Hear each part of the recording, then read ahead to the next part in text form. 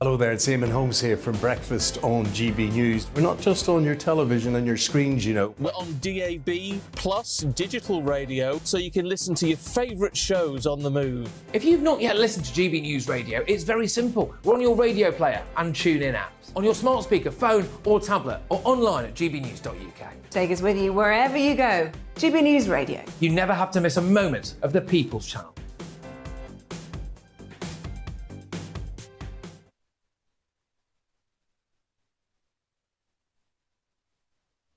Weekday afternoons on GB News, we've got the whole of the UK covered. From 12 to 3, it's GB News Day with me, Mark Longhurst. And me, Gloria Di Piero. You'll get the very latest on everything that's been going on across our great nation. And from 3 till 6, watch out for GB News Live with me, Patrick Christys. I'm not here to mess around. With all the biggest topics and guests, you will always be up to date. GB News Day and GB News Live from 12 p.m. Only on GB News. The People's Channel, Britain's news channel. Hello there, it's Eamon Holmes here from Breakfast on GB News. We're not just on your television and your screens, you know. We're on DAB plus digital radio, so you can listen to your favourite shows on the move. If you've not yet listened to GB News Radio, it's very simple. We're on your radio player and TuneIn apps, on your smart speaker, phone or tablet, or online at gbnews.uk. Take us with you wherever you go. GB News Radio. You never have to miss a moment of the People's Channel. Join my show Farage, 7 p.m. till 8 p.m. Monday through Thursday. And there you will get opinion, analysis, debate, and I'll cover stories that nobody else dares to touch. You've been cancelled. Join the club. Oh my goodness me. And then for the last 15 minutes, talking pints. We're over a drink. We have a civilised conversation with someone. We very often disagree, but we do it in a grown-up way. Come and join me on Farage. Hello, I'm Simon Evans. Join me on GB News for Headliners at 11 p.m, where I'll be joined by two of the country's top comedians as we take a look at tomorrow's newspapers tonight. If it's a big story, we'll be covering it, I guarantee, but we'll also have some fun along the way. That's GB News Headliners at 11 p.m. We won't put you to sleep, unlike some of the other paper review shows out there. So join us, 11 p.m, 7 nights a week.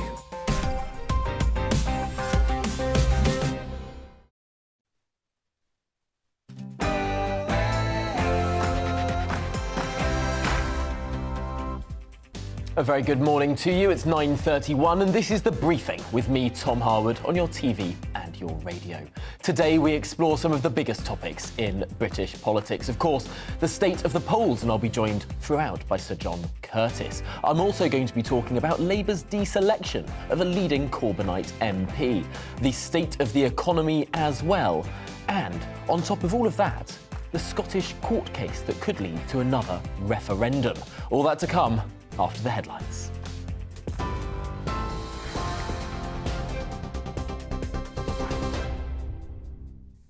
A very good morning. 9:32. I'm Rosie Wright, keeping you up to date today on GB News.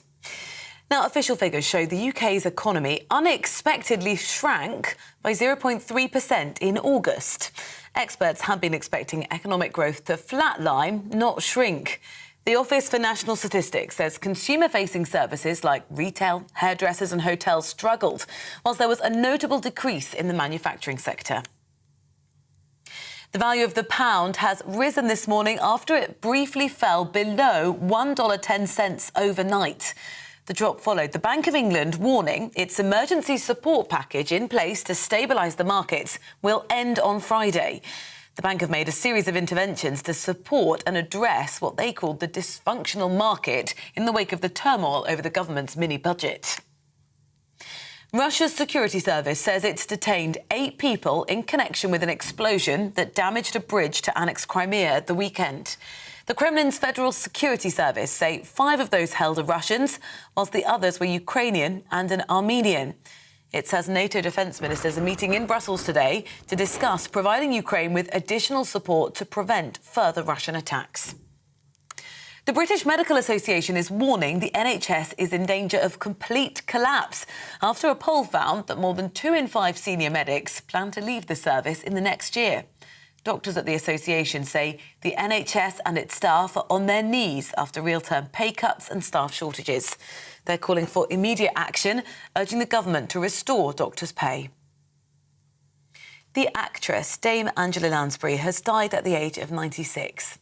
In a career that spanned 8 decades on stage and screen, she was well loved for her long-running role as the amateur detective Jessica Fletcher in Murder, She Wrote, and her leading role in Bedknobs and Broomsticks. Her family released a statement saying she died peacefully in her sleep at her Los Angeles home. We're on your TV, online and DAB+ radio. This is GB News. Now let's head back to Tom for the briefing.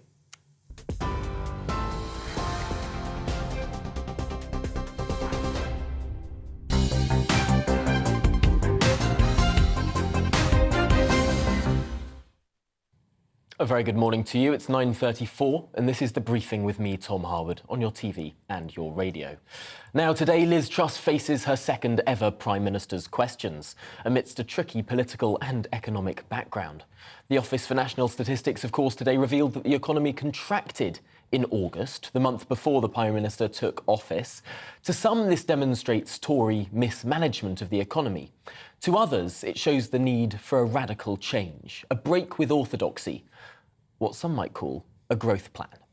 And the pound has been bouncing around too. Last night a fall, this morning a slight recovery, all back to where it was yesterday morning at $1.10.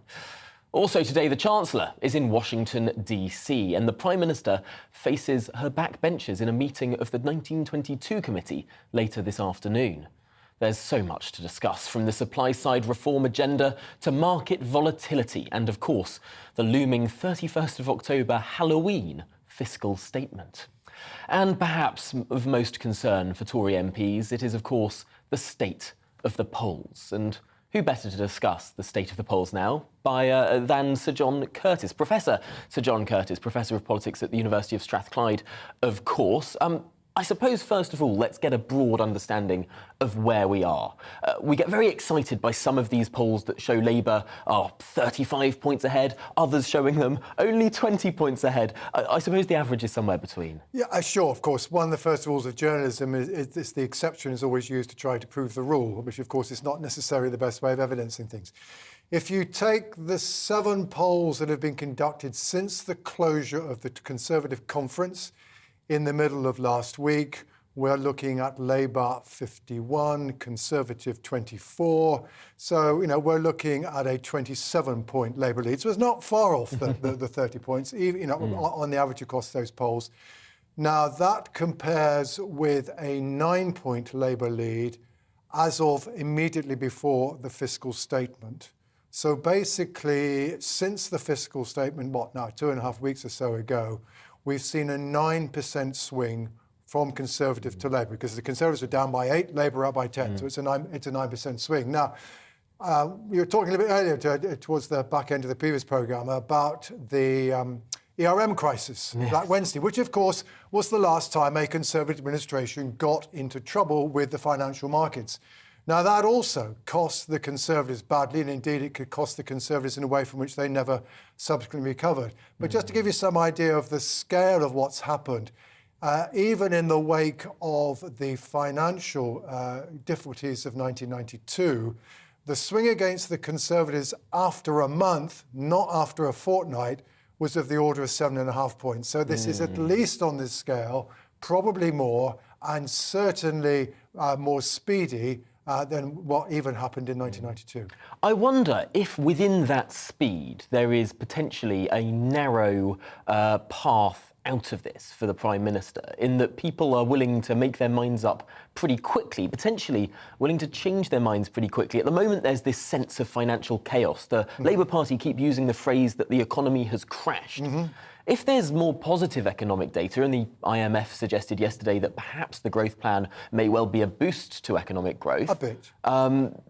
Could that then be a path for the Conservatives to point to some more positive numbers and turn around the apocalyptic dialogue? Well, if I were being pessimistic for the Conservatives, my response to you would be, well, actually, after the ERM crisis of 1992, the economy did rather well, thank you very much. Yes. But it was not something from it never enabled the Conservatives to profit. So you shouldn't necessarily assume that growth will deliver political dividends. But equally, of course, we shouldn't assume that history will repeat itself.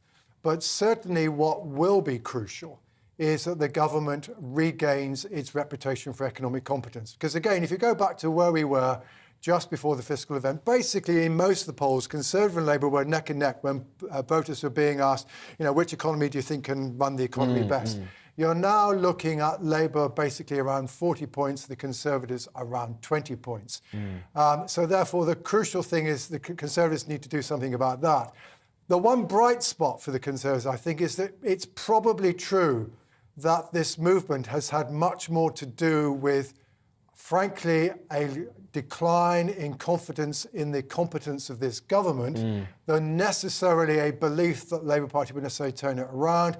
So Keir Starmer's numbers aren't bad. I mean, he's roughly got as many people who think he's doing a good job as a bad job. Of course, Liz Truss's problem is that her numbers are terrible. Yes.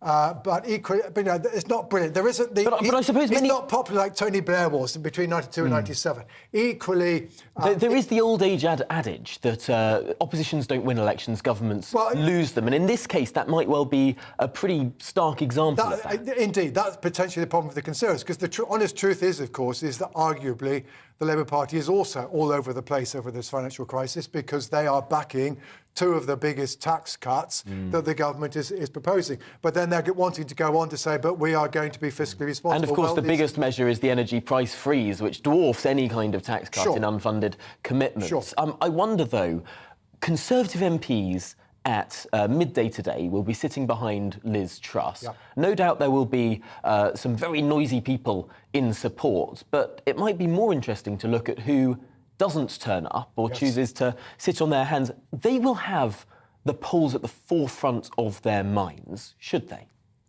Well, I think if you wish to retain your seat as a Conservative MP, you have to bear in mind now something like a half of the Conservative Parliamentary Party is currently at risk of losing its seats. So, I think the advice has to be, take note. We can then argue about how you get out of the problem. What about Lord Ashcroft's old age phrase that a poll is a snapshot, not a prediction?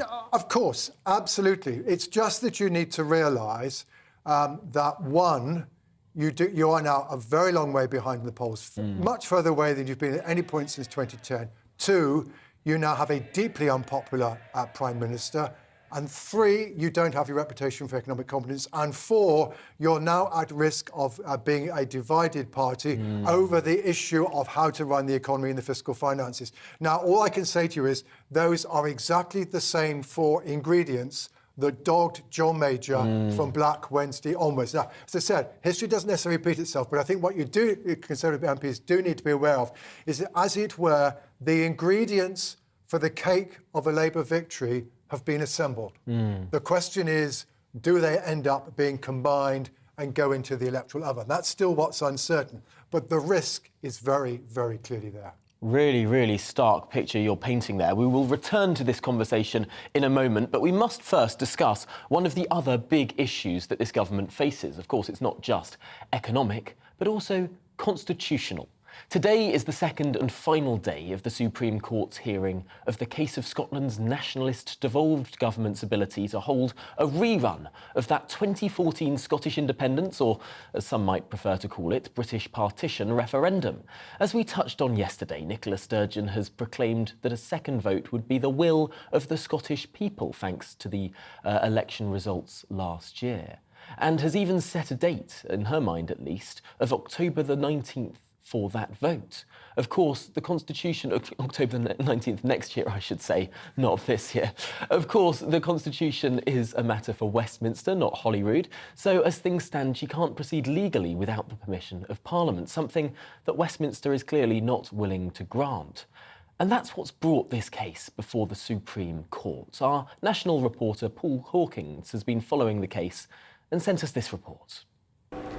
The 5 Supreme Court judges spent most of day one listening to Dorothy Bain KC. Now, she is the Scottish Government's top legal officer, and she spent the morning setting out to the Supreme Court why it should even listen to this case in the first place. Now, there were discussions between Supreme Court judges and Dorothy Bain about the Scotland Act from 1998, which sets out the terms of devolution, and in that piece of legislation there is a list of criteria that have to be met by cases which are then referred to the Supreme Court. Now, the list mentions nothing about a referendum, but it does have one sentence which says any other question arising by virtue of the Scotland Act about reserved matters. Dorothy Bain saying that any other question phrase is the reason why this case can be referred to the Supreme Court. Now, she also made the political case for listening to this issue and deciding one way or the other whether the Scottish Government can legislate for a referendum without Westminster's say-so. She produced documentation such as Scotland's right to choose, which is the Scottish Government's case that Brexit has changed the argument for independence. She also mentioned the SNP's 2021 manifesto and various quotes from various debates in Parliament, in the House of Commons and in the House of Lords. She also stressed that any referendum that would be held would be advisory. It would not be legally binding, and that in the same way the 2016 Brexit referendum resulted in years of negotiations and changes to legislation to separate the UK from the EU, so too Scotland would have to go through that process. And so any independence referendum would only be advisory and not legally binding. Then towards the end of the day, we heard from James Eadie KC. He's the lawyer representing the UK government. And he, to paraphrase, essentially told the Supreme Court judges that any legislation that were to be passed would be unknown, that until it actually makes its way through the Scottish Parliament, the Supreme Court judges wouldn't know the facts. Now, Lord Stevens, who's one of the Supreme Court judges, said surely any legislation such as this specific one is going to be passed in a pro-majority independence Scottish Parliament, to which James Eadie KC replied, people might have different views, MPs have not yet voted, the mere fact there is a government majority may lead to that result, and it may not. So James Eadie KC, a very highly respected, savvy lawyer, trying to plant that seed of doubt in the Supreme Court judges' minds, and essentially saying, look, you can't pass a sound judgment when you don't know all the facts. So that's what's happened on day one. Day two, we'll hear the rest of the case put forward by the UK government as to why they think that power, when it comes to the power to hold an independence referendum in Scotland, why that power resides with Westminster and not with Holyrood. Really seismic happenings there at the Supreme Court. But what does this mean for Nicola Sturgeon? It's a big gamble, some might say, for her, because if the Supreme Court finds against her in this case, she might well fall from the sort of starlet of the SNP to zero. Let's talk with Professor Sir John Curtis again. What do you make of the implications for this power play? Well, the reason why this case has been brought before the court is because when presenting a bill to the Scottish Parliament, the Scottish Government has to indicate whether or not the Lord Advocate, which is the Scottish Government's independent law officer, whether or not they believe that this proposed legislation lies within the powers of the Scottish Parliament. And it's pretty clear that Dorothy Bain, the current Lord Advocate, is not clear in her mind that this bill would be legal. And rather than therefore present a bill with the Lord Advocate perhaps reserving her position, Nicola Sturgeon persuaded her to take this case to the Supreme Court because Nicola Sturgeon doesn't want to put the legislation through and then sees it thrown out. She would prefer to be established in the court as to whether or not it would be legal. Now, actually, we won't necessarily know. We won't necessarily get an answer to that question because, as it's just been explained, the first round of the hearing is actually about whether or not the court should actually rule on the potential legality of a proposal before it's been passed by the Scottish Parliament. The UK government saying it shouldn't, the Scottish government is saying, please, could you should. So the court might say, frankly, no, we're not going to rule on this, in which case we still won't know whether or not the Scottish Parliament potentially has the ability to hold a referendum on its own authority or not. I was listening to what Alex Salmond was saying yesterday, of course, now a big rival of Nicola Sturgeon, once her mentor, saying that the arguments that the pro-second referendum side are putting forward in this case might well undermine the authority of the Scottish Government, because the argument is, of course we should be able to hold one because it won't matter, because it's advisory. Yeah, sure. I mean, there is a paradox there, and it's a paradox that Mr Salmond is pointing out. I mean, the truth is, of course, is that what the Scottish Government is trying to do is to craft a case, given its understanding of the current law, in such a way that perhaps it might be able to persuade the court that the referendum should go ahead. Now, if you're trying to win a court case, then arguably you need to try and find the arguments that you think might make what you want to do within the law, rather than necessarily perhaps putting forward the political argument, which of course this is a major vote which should determine Scotland's destiny, which of course is probably what Nicola Sturgeon actually believes. So fascinating how the legal and the political arguments are almost diametrically opposed there. Well, we will return to Professor Sir John Curtis in a little bit and talk about the economy, but first, moving from one opposition party to another. On Monday evening, Sam Tarry, the former left-wing, or rather the current still, left-wing Labour MP for Ilford South, was deselected by his local party. Tarry was defeated by more centrist candidate Jas Athwell by 361 votes to 499. But there's more than that simple deselection. Athwell, who was shortlisted for the seat in 2019, only to then be suspended the day before the nomination that year by the National Executive Committee of the Labour Party, which at the time had a pro-Corbyn majority. The fascinating factional point here within the party is that this suspension came after one allegation of sexual harassment, which a senior Labour Party source tells me was backed up with no evidence. So serious questions arise about Tarry's selection in the first place, and yet now the pendulum has swung the other way, and now the National Executive Committee of the party has a pro-Starmer majority. Tarry is now the one who has been deselected.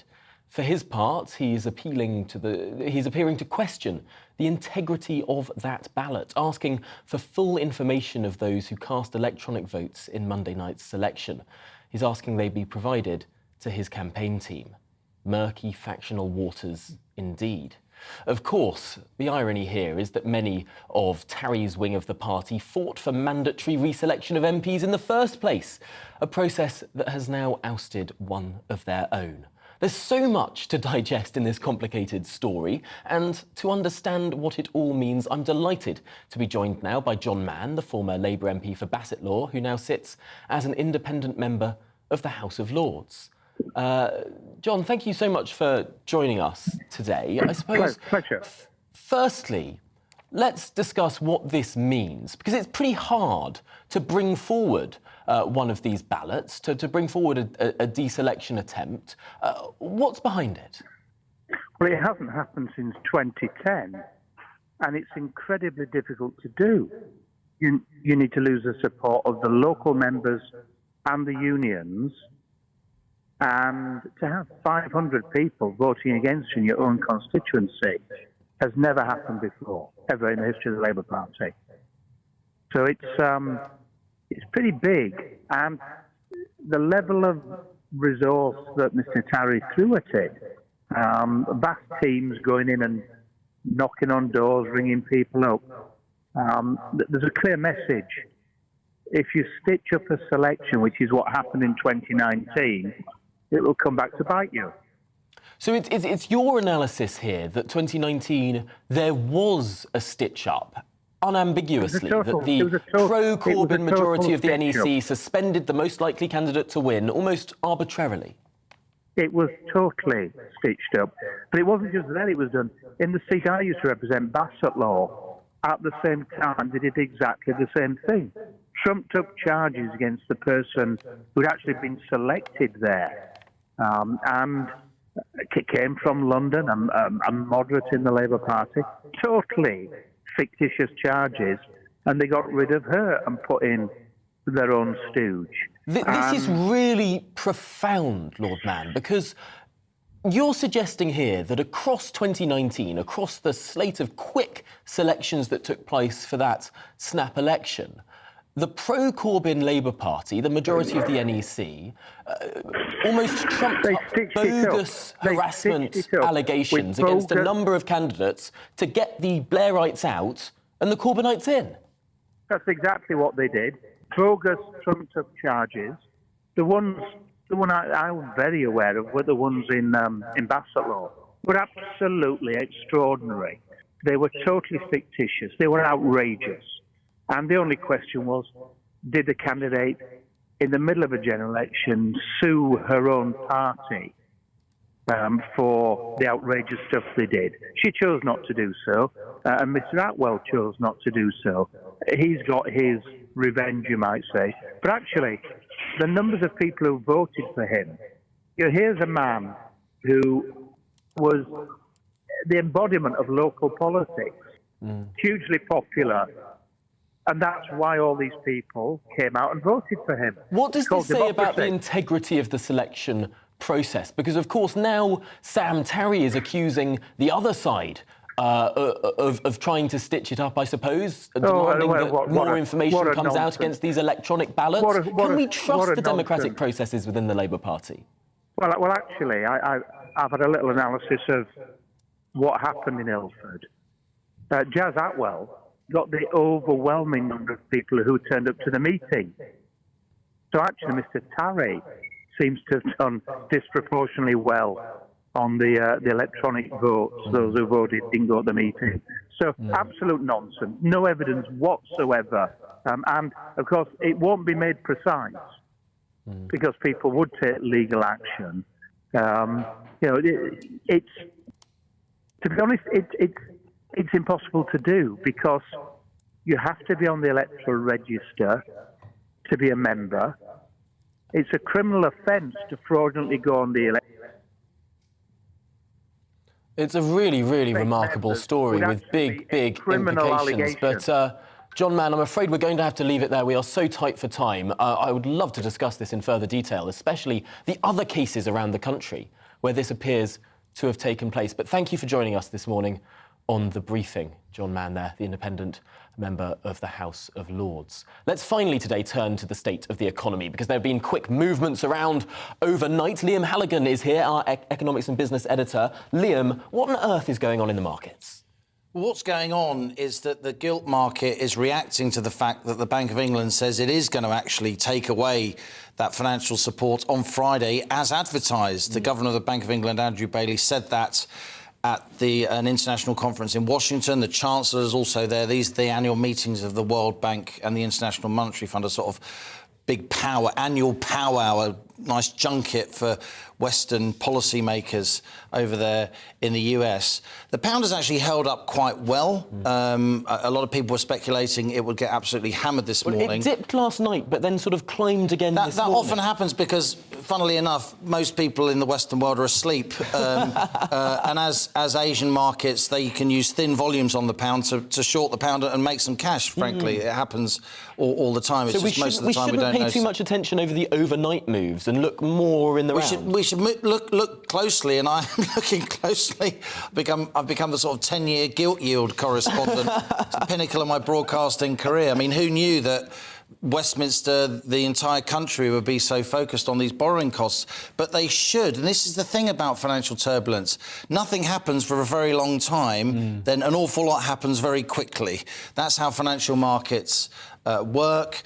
Borrowing costs are actually quite steady, but they are, before this mini budget, the long-term gilt yield, where the amount of money the government has to pay to borrow for 10 years, which drives the mortgage rate, was 3.5%. Now it's about 4.5%. And it's fairly steady at that rate. It's fairly steady, but when mortgage companies put their wedge on top of that, their profit margin, the average mortgage rate now is about 6%, and that's much, much higher than it was at the beginning of the year. The point is, though, Tom, even though there's been a little uptick in the last 3 or 4 weeks after the mini budget, back at the beginning of January, the mortgage rate was 2%. So this is a long-term pattern. And it's happening in other countries. As the whole world moves away from low interest rates. Look, any government that was in power when these interest rate moves started to happen was going to get the blame, right? This government has just lost the biggest game of pass the parcel in the world, because it's not the kind of parcel that you want to open. Well, on that note, Liam Halligan, thank you so much for explaining that so ably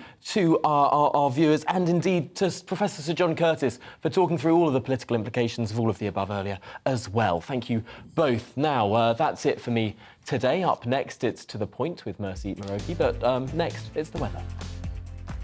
Hello, a very good morning to you. I'm Aidan McGivern from the Met Office. It's a bright but chilly start to the day in the east and southeast of England, a contrast compared with the north and west of the UK, where cloudier skies and milder conditions greet us as we begin this morning. Weather fronts responsible for the cloud and rain are pushing in from the northwest. They're going to slow down as they reach central parts into the afternoon, but to start things off, actually it's Scotland, Northern Ireland, Northern England and parts of Wales where we'll see the wettest weather. Heavy rain over western hills in particular and through the central belt for a time. By lunchtime, brighter skies are returning to Scotland and Northern Ireland. And ahead of this zone of cloud and rain, well, it's bright skies for East Anglia in the southeast. And here, 16 or 17 Celsius will feel quite warm after that chilly start. But in the middle, where we've got the cloud and some outbreaks of rain, not feeling so pleasant. The rain does turn more showery by the end of the afternoon. Some heavy showers potentially across northern England, North Wales into the Midlands for a time. And eventually even the southeast will see 1 or 2 showers. But the rain by this stage peters out. And by the early hours of tomorrow, well, it's looking like many places will see clearer skies returning. Of course, under those clearer skies, temperatures will fall widely single figures, but for Scotland, Northern Ireland, Northern England, low single figures or even just below freezing in some of the more sheltered spots.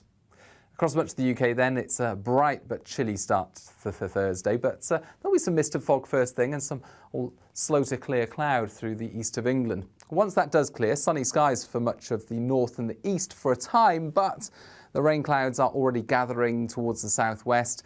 Those clouds spill into southern counties of England as well as the west of Scotland and Northern Ireland by the end of the afternoon. Now, those clouds and those outbreaks of rain are pushed ahead of fairly active low pressure, and that will bring strengthening winds later Thursday into Friday. And Friday looks like a windy day with some very blustery showers.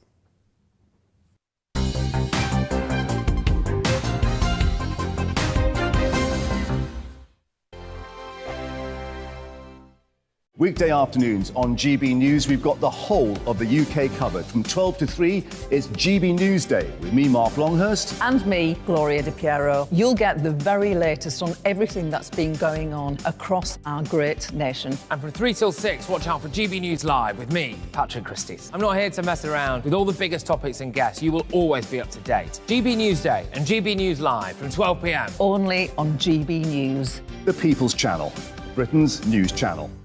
Hello there, it's Eamon Holmes here from Breakfast on GB News. We're not just on your television and your screens, you know. We're on DAB plus digital radio, so you can listen to your favourite shows on the move. If you've not yet listened to GB News Radio, it's very simple. We're on your radio player and TuneIn apps, on your smart speaker, phone or tablet, or online at gbnews.uk. Take us with you wherever you go. GB News Radio. You never have to miss a moment of the People's Channel.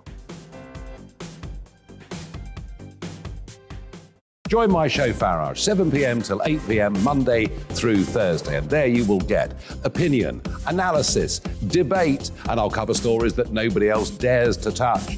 You've been cancelled. Join the club. Oh, my goodness me. And then for the last 15 minutes, talking pints. We're over a drink. We have a civilised conversation with someone. We very often disagree, but we do it in a grown-up way. Come and join me on Farage. Hello, I'm Simon Evans. Join me on GB News for Headliners at 11 p.m, where I'll be joined by 2 of the country's top comedians as we take a look at tomorrow's newspaper.